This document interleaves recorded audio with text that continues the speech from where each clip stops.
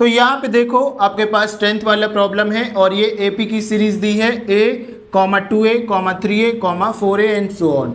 ठीक है, तो जब हम इसको भी सॉल्व करेंगे तो आपको पता है ये फर्स्ट टर्म होती है, सेकेंड टर्म, थर्ड टर्म और फोर्थ टर्म ये हमारे पास होता है।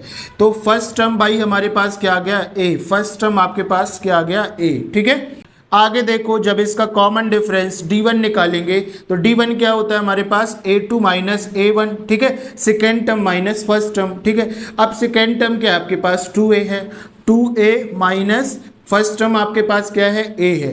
ठीक है, अब बताओ 2a से एक a सब्सट्रैक्ट हो जाएगा तो हमारे पास केवल a बस बचेगा जो किसकी वैल्यू है d1 की वैल्यू। ठीक है, तो d1 की वैल्यू यहाँ से आ गई। सिमिलरली यहाँ से अगर हम d2 निकालेंगे a3 माइनस a2 हो जाएगा। अब a3 की वैल्यू बताओ आप लोग, 3a है। ठीक है, तो ये हो जाएगा 3a माइनस a2 की वैल्यू क्या है हमारे पास 2a, तो यहाँ पे लिखेंगे 2a। तो यहाँ पे d2 की जो वैल्यू आ गई आपके पास 3a से 2a सब्सट्रैक्ट करेंगे तो केवल a बस बचेगा। ठीक है, तो यहाँ पे हमारी वैल्यू आ गई d2 की। अब सिमिलरली हम यहाँ से d3 की वैल्यू निकालेंगे तो ये हो जाएगा हमारे पास a4 माइनस a3। अब बताओ a4 की वैल्यू क्या है आपके पास 4a माइनस a3 की वैल्यू क्या है आपके पास 3a।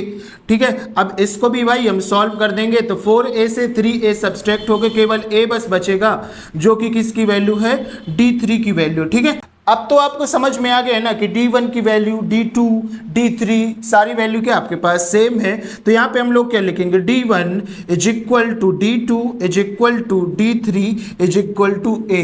मतलब सारे कॉमन डिफरेंस हमारे पास सेम है और जब कॉमन डिफरेंस सेम होगा तो आपके पास जो गिवन सीरीज होगी एपी की सीरीज होगी और अकॉर्डिंग टू क्वेश्चन आपको 3 मोर टर्म निकाल के बताना पड़ेगा।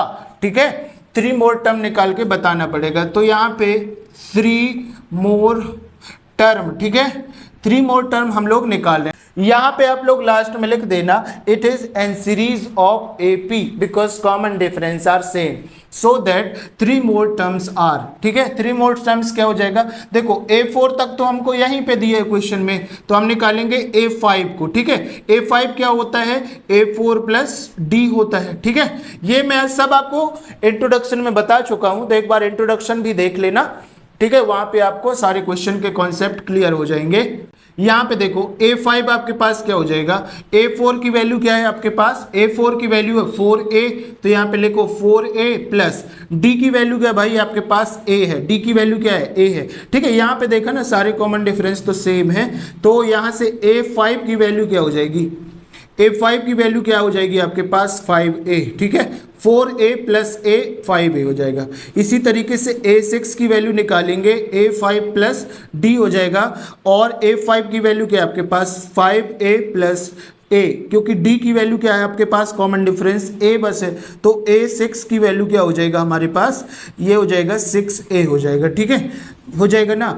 और इसी तरीके से a7 की वैल्यू आपको निकाल के कमेंट बॉक्स में बताना है कि आपने a7 की वैल्यू क्या निकाला है। ठीक है, तो इस तरीके से हमने सारे कॉमन डिफरेंस के साथ साथ 3 मोर टर्म्स भी निकाल दिया है इस इक्वेशन की। अब हम लोग यहाँ पे सॉल्व करेंगे प्रॉब्लम नंबर 11 को। ठीक है, अब यहाँ पे देखो भाई हमारे पास क्या है, प्रॉब्लम नंबर 11 है a का स्क्वायर a की पावर 3 और a की पावर 4 हमारे पास सीरीज दी है AP की। अब इसको भी हम सॉल्व कर लेंगे। तो आपको तो पता है ना a1 होता है, a2 होता है, a3 होता है और a4 होता है। ठीक है, ये सारी टर्म के हमने नाम दे दिए हैं यहाँ पे।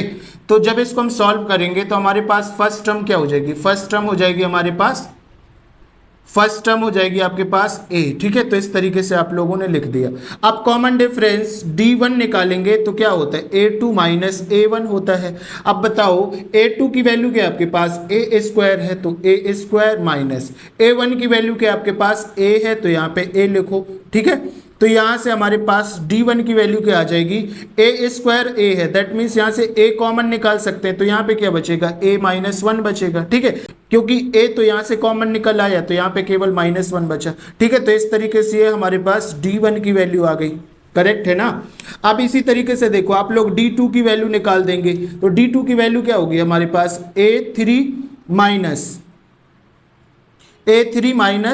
A2 हो जाएगा। ठीक है, अब देखो A3 की वैल्यू क्या है भाई आपके पास, A की पावर 3 है, तो A की पावर 3 माइनस A की पावर 2, क्योंकि A2 हमारे पास A की पावर 2 दिया है।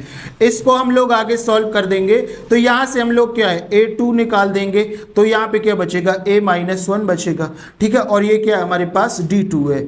बस आपको यहीं से क्वेश्चन देख के ही समझ जाना है कि देखो ये हमारे पास सेम नहीं आ रहा है। ठीक है, यहाँ पे हमारे पास सिंगल पावर आ रहा है, यहाँ पे हमारे पास डबल पावर आ रहा है। दैट मीन्स हमारे पास क्या आ रहा है कि D1 does not equal to D2 आ रहा है। ठीक है, और इसके आगे के स्टेटमेंट क्या होते हैं कि the common difference are not same, that's why given series is not the form of AP। ठीक है, तो ये आप लोग लिख देंगे। ठीक है, तो यहाँ पे चाहो तो लिख सकते हो hence it is not an AP। ठीक है, it is not an AP because आपके कॉमन डिफरेंस सेम नहीं आ रहे। ठीक है, तो बस आपको ये बताना था आपके क्वेश्चन में। आप लोग चाहे तो इसका स्क्रीनशॉट भी ले सकते हैं, ताकि जब आप लोग सॉल्व करेंगे तो आपको काफी मजा आएगा। Now we are moving towards problem number 11।